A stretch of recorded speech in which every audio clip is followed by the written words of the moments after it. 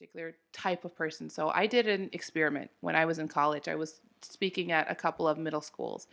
And I had everybody in the class close their eyes. And I said, I want you to imagine what a terrorist looks like. Just picture in your head the first thing that comes to your head. And when I say the word terrorist, what do you think of? So I gave them a couple seconds to think about it.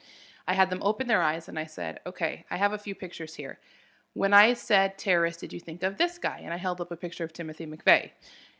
Nobody raised their hands. I said, did you think of this guy? And I held up a picture of George W. Bush, who was president at the time. Nobody raised their hands. Then I held up a picture of a Muslim man in traditional Arab clothing. Again, not traditional Islamic clothing because it's cross-cultural, but traditional Arab clothing. You know, nice white shoes, fancy white, what's called a thobe. It's basically like the head to, like the neck to toe, kind of, it looks like a dress, but it's for wearing in the desert. And then, you know, something draped on his head. Everybody in the class raised their hand.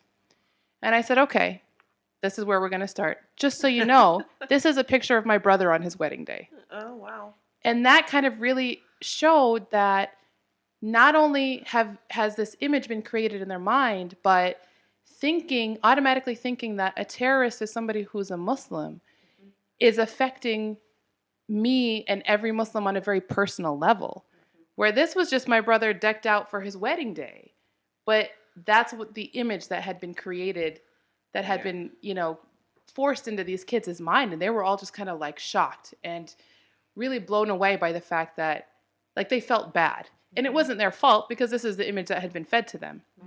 But that really demonstrated how deeply Islamophobia has infiltrated our everyday experience in this country and around the world.